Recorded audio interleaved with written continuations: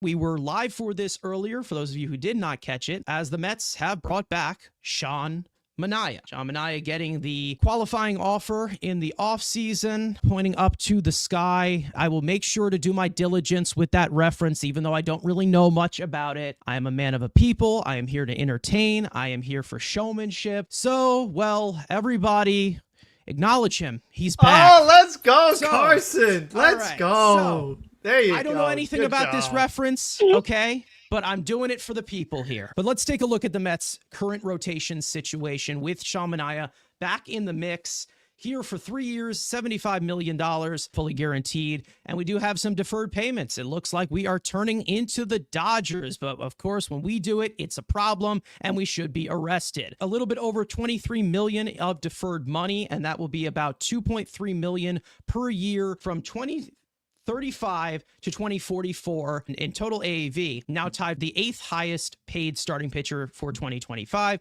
And the Mets, of course, retain their draft pick. Now you look at the Mets rotational depth chart from the 40-man roster of everybody that's on there right now. Of course, Kodai Senga from the top, maybe a little bit of a question mark with the health, but we know what he's able to do when he is healthy. Sean Manaea slid in there as the 2, which he was pretty much the 1 for a majority of the season. Frankie Montas, if you want to put him there at the 3, maybe you put David Peterson in at the 3, whatever you might prefer. Clay Holmes was also brought in here to be a possible starter on one of those bargain deals. Paul Blackburn, injuries probably will be slowed down. Griffin Canning, like we just said and talked about. Jose Butto is a starting option, as he was a starter at the beginning of the season, converted to a reliever. We'll see what they do there. Tyler McGill still hanging out here. Max Kranick still with the organization. Could start, but was more looked at as a reliever last year. Was on the postseason roster, was hurt for a majority of the year. Justin Hagenman, who I'm sure not many people know, they put on a minor league split deal and signed. He is on their 40-man roster. And then there's also Christian Scott, who is a non-factor, but he is on the 40-man roster, so I had to mention him. He's out for the 2025 season, unfortunately, undergoing Tommy John surgery, including an internal brace, which pretty much rules out for the 2025 season. Most likely see him back in 2026, fully healthy. Also, some other potential MLB debuts that are not on the 40-man roster. We know Brandon Sproat, the #1 prospect on pipeline for the Mets. Fireballer struggled a little bit in AAA to end the season, stormed through high A and double A. We'll see if he gets his feet wet in AAA. Maybe we see a little bit of him in spring training. Blade Tidwell, if he can get his act together in AAA as well. He pitched very well in double A, that promoted to AAA and really struggled. So we'll see what adjustments he makes. There's also Dominic Hamill as well, who's in there, but I think that most likely his time as a starter, I'd say that that time is over, and most likely he moves to the reliever with how wild he is. You don't have the big names here, but you do have a lot, and I mean a lot, of arms. Andrew, I'm going to start with you. Tyler McGill right now, starting pitcher 9 right now. Is that, I mean, I don't know. Is it good enough? It's not a top 3 in the National League, but again, like we've said, it's the way we're going to do it. They want to do a bulk and buy in bulk, and it's, again, you have a lot of options, and then not even, again, in counting, Sproat and the Hidden Blade as some other options. And again, and what I don't like to an extent, which again, it's not a guarantee, but now because you haven't gone out and got those bigger names, it puts maybe a little more pressure on Brandon Sproat to hit, where I would have preferred them to kind of attack that top of the market. So Brandon Sproat doesn't have to be, and again, he's not going to do this, but kind of have to have a similar to like a Paul Skeens, kind of like, okay, he needs to come up here and be a high arm. Like he needs to be a top front end arm when you should not have that for a kid who's not, again, who's had a couple starts AAA and in a team that's supposed to be in win now mode. You shouldn't be banking on prospects. The prospects would just be giving you the icing on the cupcake. They shouldn't be the cupcake. But again, like we said, they'll add at the deadline if they need in the rotation. Is it good enough to survive? Yeah, because again, they have a ton of options, and that's where they want to do it. Again, we'll see with the bullpen. Obviously, if they make the bullpen better, who knows? Again, they can help out with it. But again, like we said, there's options as swingmen, the guys that can be in the bullpen. So again, am I taking it over the Phillies, the Dodgers, the Brewers? A lot of teams in the National League? No. But again, it's the strategy they want to take, and if they're going more of this, not money ball, the bulk thing, maybe you go a little more aggressive in the lineup, maybe it works. Well, Frank, I'll go over to you. Obviously, you didn't get to say much about Manaea at 2 o'clock in the morning. You were sound asleep. Yeah, I mean, I think to kind of go back to what I was saying before about how, like I said, pleasantly surprised I was at the deal because you look at it from a couple different perspectives. So, I mean, when the offseason starts, you have a general number of what you feel you want to offer a player. But then as the offseason is developing, a market develops. So you see what the other starting pitchers get in that particular offseason, and then you make your move based off of that.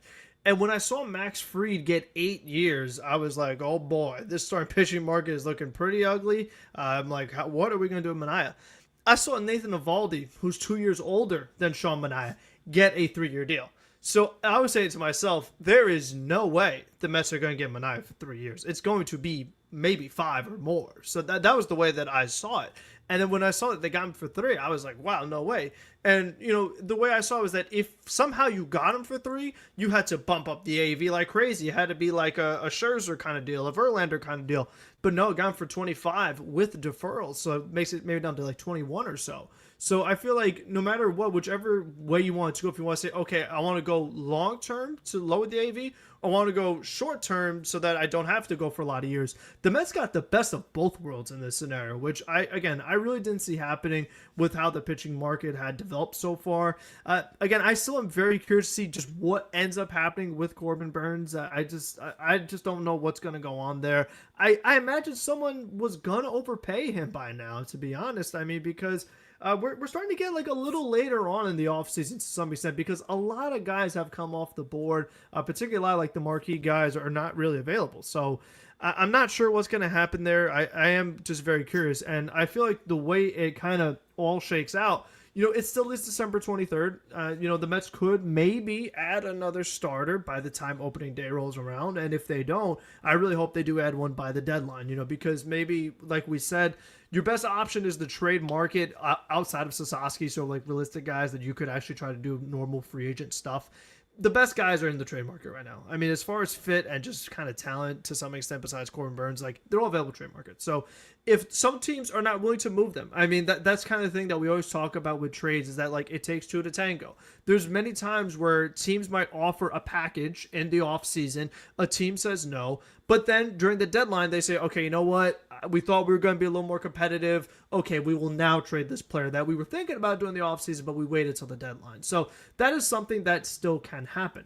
But I feel like for the Mets, it's like unless a Sasaki falls in your lap, you know, like a lot of people like to talk about Castillo. I still just don't quite see how that gets done. I mean, as much as I love it, I still don't quite see it yet. I feel like, you know what, the Mariners, I just don't see why they would do it. I feel like they need some offense back in return. They should just be giving away Castillo with how good of a team that they have on paper. So unless the only other like total like curveball, so to speak, is if Corbin Burns took one of those very short-term high AAV deals, because Steve Cohen had said this way back when. He said, if I'm going over the tax, I'm going way over. So it's like, since I'm over the tax anyway, what's stopping me from getting Corbin Burns? Because like we always say, especially when a guy is going to be 30, the thing that would worry you more is the term. It's like, okay, I may be like really hamstringed now financially, but 5 years from now, 6 years from now, I'm good again. So I could just kind of target other guys because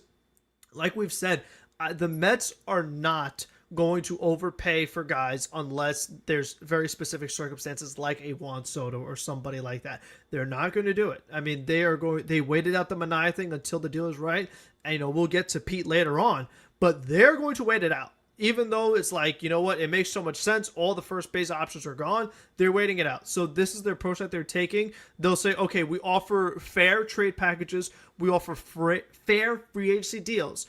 If those things don't materialize, we're going to stay pat. You know, maybe Sproat develops, and that's our other pitcher, and now we have a nice rotation. So, like, there's a few different ways this can still go, and that's kind of what I like about this Manaea thing is that it was so team-friendly that it doesn't really prevent you from making other things happen. Yeah, I mean, when it looks from the standpoint of how the Mets kind of constructed this a little bit, because we know that they have the reclamation projects in this rotation, and I know that they're going to definitely bank on a little bit for somewhat stability and, more bullets, more kills. Obviously, we talk about this of if you bring in a quantity of these guys, then maybe some of them will hit. Along with Manaea, I've been very vocal. I have said that this is the guy they need to bring back because it comes in with quite a sweet spot of where he's been relatively healthy. He is given good enough consistency, and he can do a little bit of both, going deep into games. He can be a strikeout pitcher, and he also does not need to throw his arm out in order to completely dominate, which is the way that I looked at, maybe Chris Bassett or something, where he can eat innings, be a workhorse of the rotation. Do I like him a little bit more in the number 3 spot in a playoff rotation? Yes, I do. Because he did get 3 starter money. He got $25 million, which is basically what 3 starters are getting these days. If you think that it's an overpay, welcome to the pitching market. Every single thing went right here because I think that Stearns brings in quite an environment that is very likable to a lot of pitchers, and it makes them more come to him than him going out to get them. From the looks of it from Manaea, we all know of how the talk of all of these free agents of saying, oh, I'd love to be back. I loved my time here. It seems like there was a little bit more of an emphasis in regards to Manaea coming back because there was definitely more of a connection from the inside and the outside. The way that I say that is we know that Frankie Montas is a really good friend of Manaea. They were teammates in Oakland, and Montas actually asked Manaea about the Mets organization in regards to that. He speaks very highly of it. We already know how much of a great locker room presence he was the entire year. He's obviously a great teammate. The way that it all meets in the middle with the circumstances of the salary, of his age, I feel like it's just such a perfect fit for the next few years of where you can lock things down, of where you're not going all in on him. You're not investing the Max Scherzer, Justin Verlander money, but you're also not getting a bump. You're getting a guy who is in the middle of the rotation who can be stable, and he can also eat some of those innings as compared to other guys that I've talked about not wanting to bring back, such as Luis Severino, where there was concerns about the injury history. You never know if he got worn out in that regard. Jose Quintana is a little bit different. There was a sweet spot there. Manaea, he's 32 right now. He's going to go into a 33-year-old season. That's pretty much the tail end of the prime. Maybe in the 3rd year, it starts to tail off a little bit. You never really know with that certain arm slot of how he's going to be able to sustain that in that way, because there is a little bit of a concern because it's a very irregular motion. When you see a traditional pitching motion, that's an irregular motion as well. But when you look from the angle that he throws from, makes your elbow hurt a little bit. So hopefully, when it comes to a 6-man rotation, he gets that extra day of rest. He'll be well conditioned towards the postseason. Maybe they can get a little bit more from him once again. Overall, the peripherals are not amazing. Maybe there is a little bit of mediocre there. There are some niches when it comes to Manaea. I think that that's the best way to kind of lock down the middle of your rotation with guys who can basically do a little bit of both. But when it comes to the overall rotation and other things that they can add, I do believe that they are going to be in the market for starting pitching. I don't think that it's going to mean that they're 100% bringing in another starting pitcher. Who knows what is going to happen? I think that going into opening day with this rotation, fully healthy, obviously, is fine right now. It is fine, but they're obviously going to keep their options open.